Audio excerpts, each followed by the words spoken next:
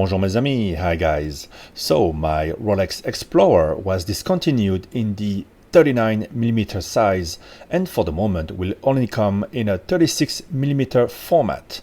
That may be true to its original format, but not quite my preference. I think 39 is perfect and I love my watch. Upon this year's Watches and Wonders Rolex announcements, it soared in price at resellers and stand at nearly double the retail price I paid for it a couple of years ago. When I got it, it was the very last time I ever saw one in a Rolex AD window, yet a year or two before that, they couldn't get rid of them. And I'm not saying that a single person in the whole wide world has yet paid a large premium on this model. But second-hand dealers in the past months have adjusted prices on anything that could be more desirable than the day before, in exponential fashion.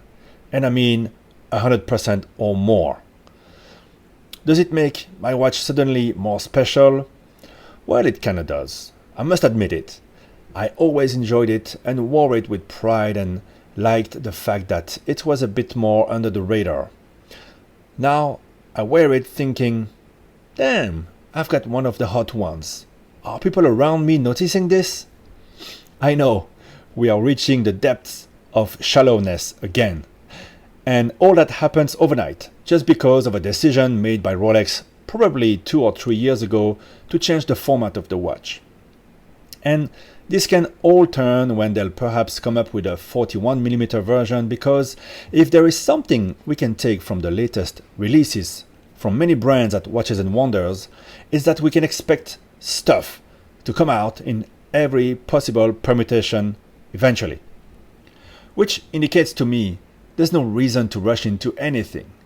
It's all there, but we're in this manic post-Pepsi GMT Instagram-fueled stock market bull run storm whereby not a single Rolex AD will put anything that's not a gem set lady size model on display.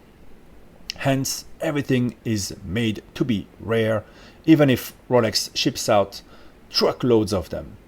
And it extends to other brands. I've just heard Zenith had to increase its share of the pie on the Chronomaster Sport, meaning retailers won't be able to give the sort of discounts they do on other models. As if that watch wasn't going to be produced for years to come in sufficient numbers until another chronograph takes the spotlight. Look, I'm glad my Explorer gained in market value. It's part of why we buy Rolex. But just think about the absurdity of paying premium on a production model that's in every reseller's window or website. Now, my wife wants the hottest bag Hermes makes. Cue in Archie Luxury's videos about the said bag. The hype machine works on women's leather bags just the same. It's not hard to find brand new box and papers, 100% premium. Bang. Hermes works like 80s of Rolex. If you spend a ton of money, they'll sell you all the models you desire. Makes business sense, I guess. What I say is, forget about it. I do obsess about the Pepsi GMT all the time, but I have other priorities, and I'm sure you all do too. It's hard when you obsess like me day in, day out about those damn things, but move on. There will be plenty of other watches in every color and shape possible because brands have to sell stuff. I also know that if I splurged on a Pepsi, I would feel incredibly self-conscious wearing it. How tiring is that? Am I some advertising billboard for Rolex, or am I capable of expressing a bit of original taste and personality? Now, crucial question. Is this rise in price of my Explorer actually ruining my enjoyment of the watch? Well, you know what? It does. I've said that in a video a while back. One of the worst things that can happen to your watch is that it becomes discontinued and desirable. I think it was about the time when Adrian at Bark and Jack got worried about the increased value of his Kermit. Isn't it weird? We should be so happy to have made it. You've got the one they all want and you got it for cheap. That's the whole Rolex as an investment come to fruition. Except it's not. An investment is only real if you sell it. And then what? You have the money, but you don't have the watch you love anymore. And that makes you a loser because now another guy is wearing the watch they all want. And if you don't sell it, but don't dare wearing it because of the market value, you lose just as much because you've been perverted by the money machine.